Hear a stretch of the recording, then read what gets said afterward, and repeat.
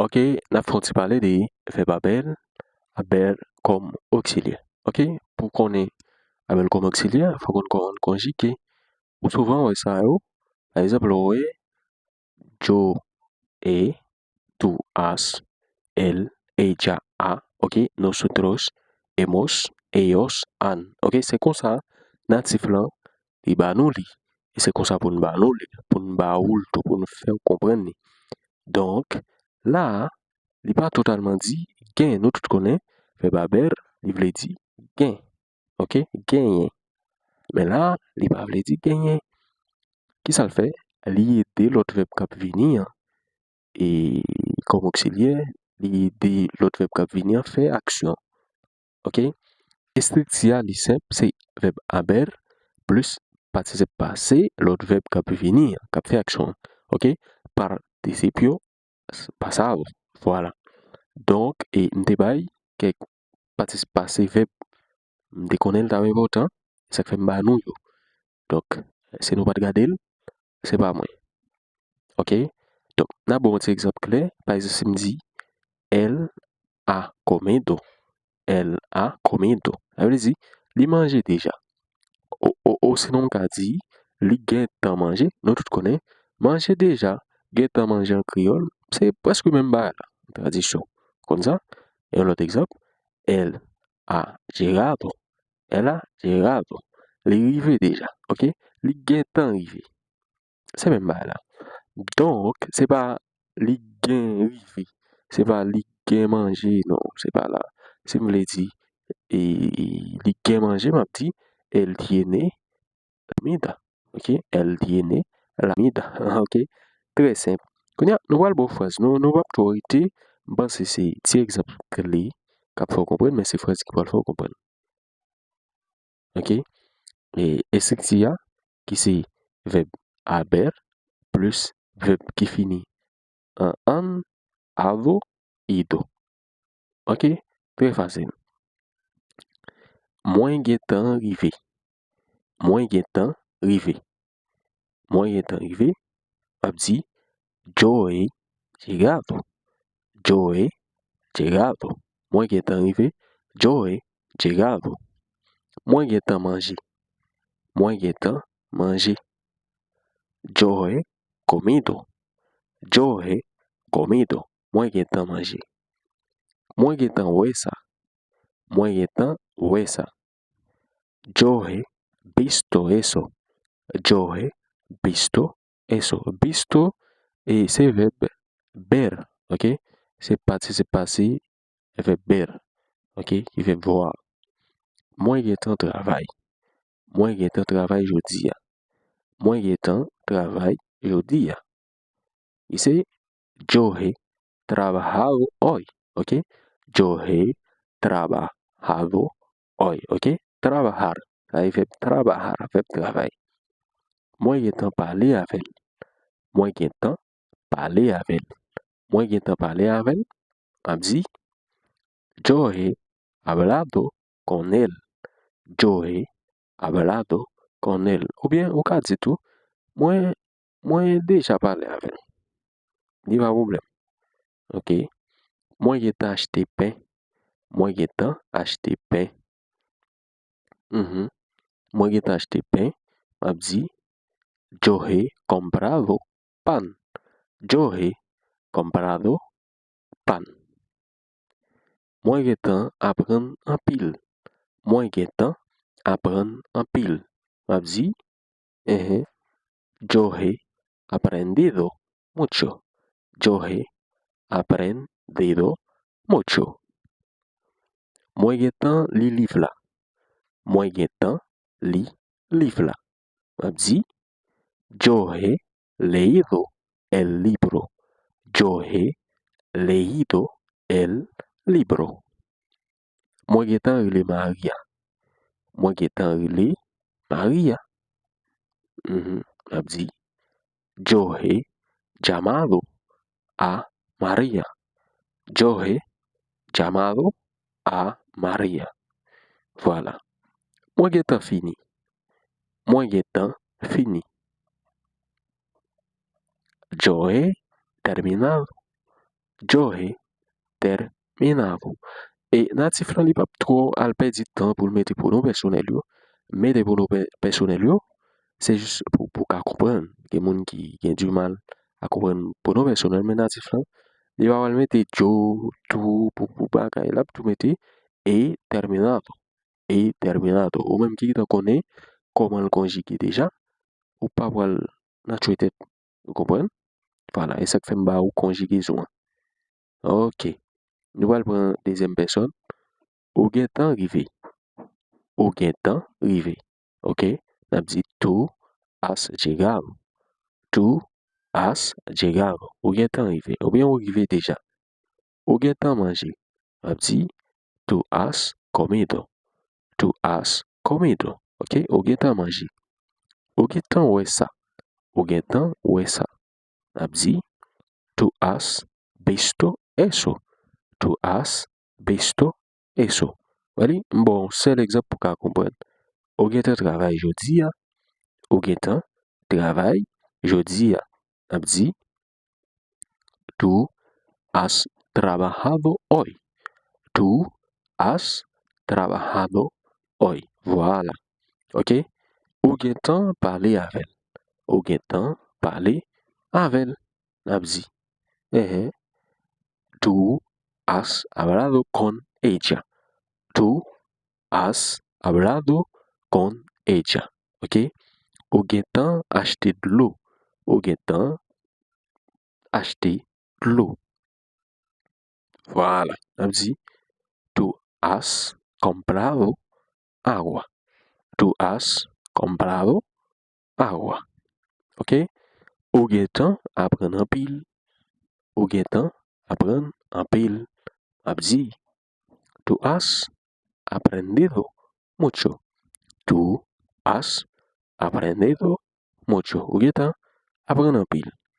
Ou gen tan li livre là. Ou gen tan li livre là. N'a dit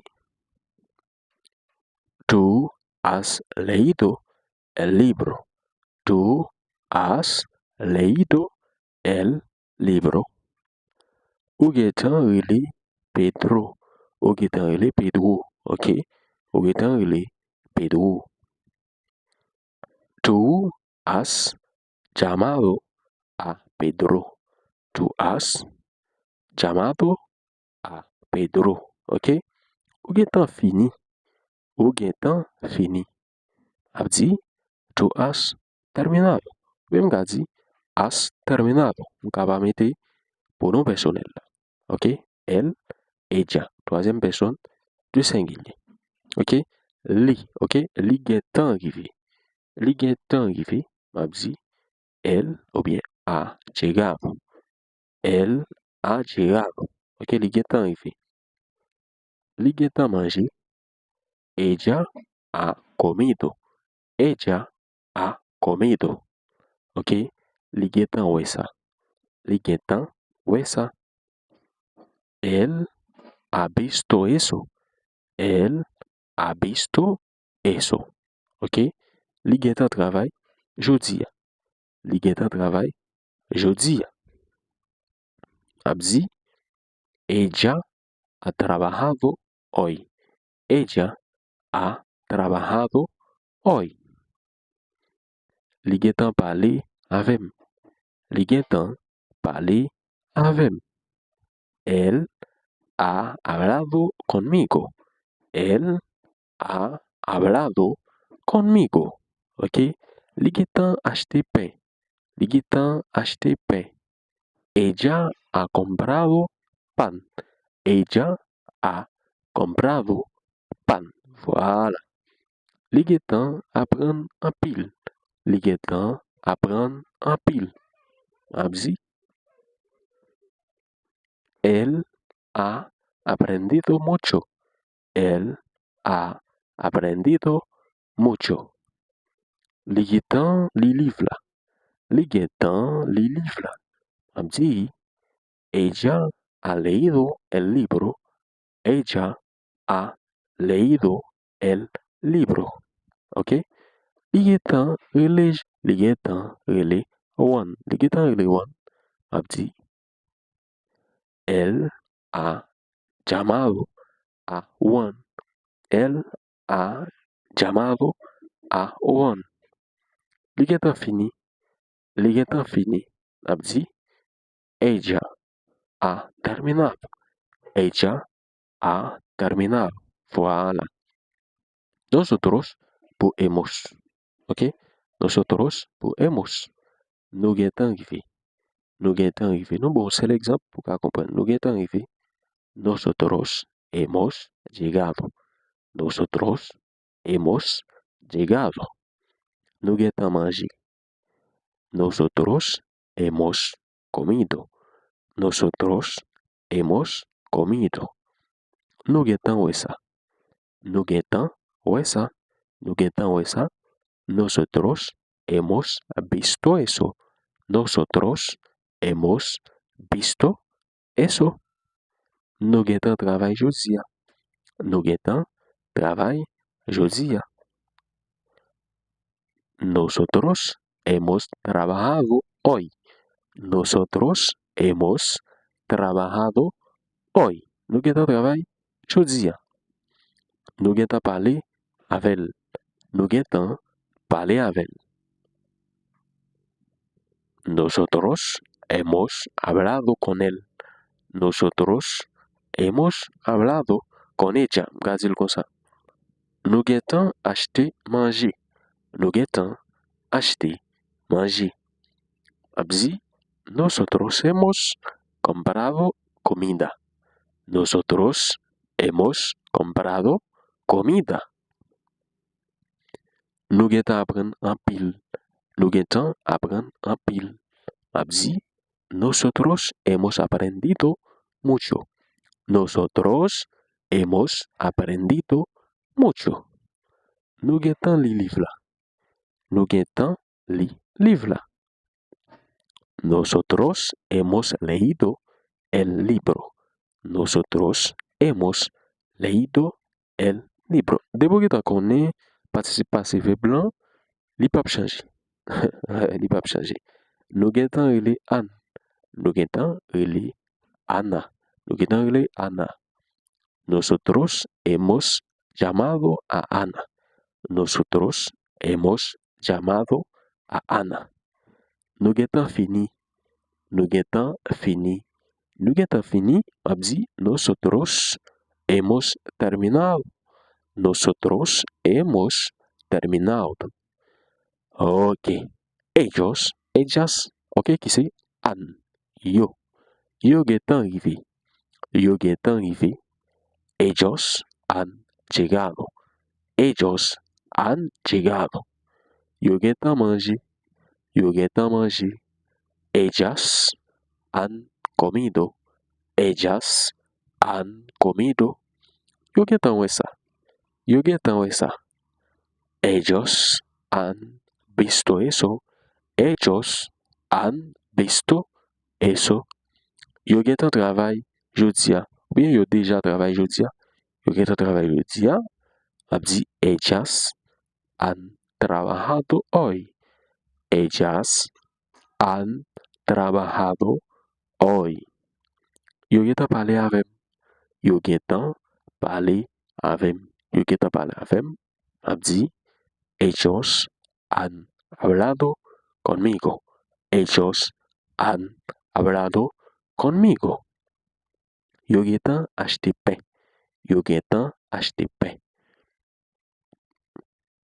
Ellas han comprado pan. Ellas han comprado pan. Ça, c'est verbe comprar. Ok? Yo gen tan apren an pil. Yo gen tan apren an pil.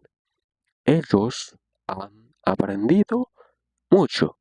Ellos han aprendido mucho. Ase verbe aprender. Ok? Yo gen tan li liv la. Yo gen tan li liv la. Ellas han leído el libro. Ellas han leído el libro. Ça, c'est verbe lire. Lire, verbe li. Ok? Yo gen tan rele Pedro. Yo gen tan rele Pedro. Ellos han llamado a Pedro. Ellos han llamado a Pedro. Ça c'est verbe llamar. Ok? Faut qu'on connaisse verbe yo. Ça c'est verbe llamar. Ok? Participe passé qui c'est llamado. Yo getan fini. Yo getan fini. Yo getan fini. Ellas han terminado. Ellas han terminado. Ok? Ça c'est verbe terminar. Yo getan fini. Met comme ou avale ban yo. Sans que ou pas connaît participe passé. Parce que yo utilise en pile, en pile, en pile. Nous campons là. N'a fait tout avant dans tout le temps. Ok? Ça c'est forme pretérito perfecto.